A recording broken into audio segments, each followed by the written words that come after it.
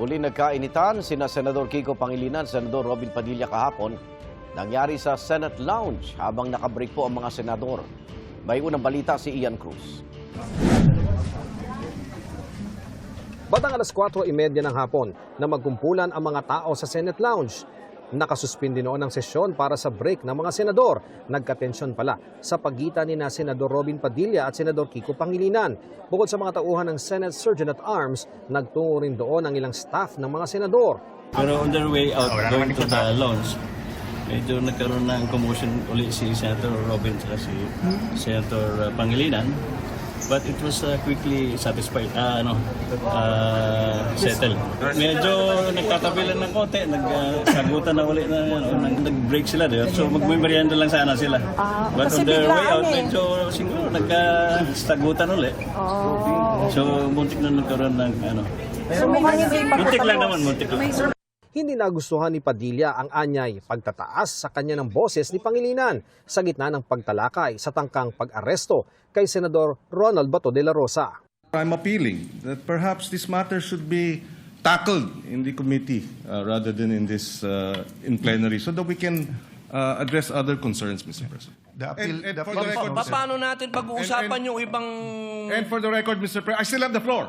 Bago ang insidente sa Senate Lounge, tumayo sa plenaryo si Padilla para kondenahin ang ginawa ni Pangilinan. Ako po ay neophyte kung tawagin.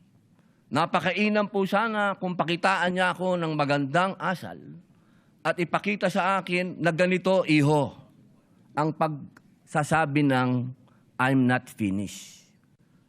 Hindi yung I have the floor with the burning eyes and the very high voice. Ipinunto rin ni Padilla ang tangkang pakikipagkamay sa kanya ni Pangilinan, bagay na hindi tinanggap ni Padilla dahil ang gusto niya sa Senate floor mag-sorry si Pangilinan. Hindi po ito usapin ng lalabas tayo sa media at sasabihin mong balat sibuyas ako. E di tapon na natin itong rules of the Senate. Ang sinasabi ko dito, tanggalin natin yan sa record dahil ayokong mababasa yan ng aking mga anak at apo na ang isang Muslim senator ay sinisigaw-sigawan dito sa plenaryo. Sagot naman ni Pangilinan, Ang suggestion ko ay dahil napanood ko sa balita na nais pong magsampa ng ethics case laban sa atin na si Senator Robin Padilla.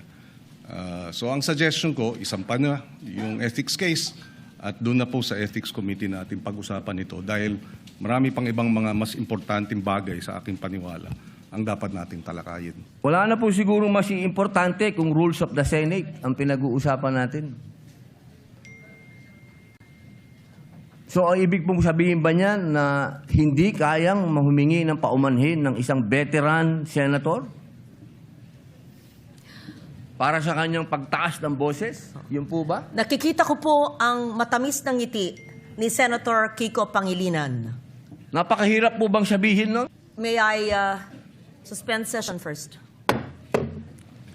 matapos ang mahigit kalahating oras, nangyari na ang komosyon sa Senate Lounge. Naagapan naman ng mga kapwa senador ang gulo, pero hindi pa nagkabati ang dalawa. Medyo hindi pa masyado settled, kasi di ba ang request ni Senator Robin is to apologize at the plenary, which the other Senator Pangilinan would not agree. Ayon kay Senadora Amy Marcos, hindi naman nagpang-abot sina Pangilinan at Padilla. Ay, hindi naman. Andun ako sa gitna. Ako dapat ang nasa pok eh. Wala naman nangyari. Daldalan lang. Na-excite lang ang mga tao. Wala naman nangyari.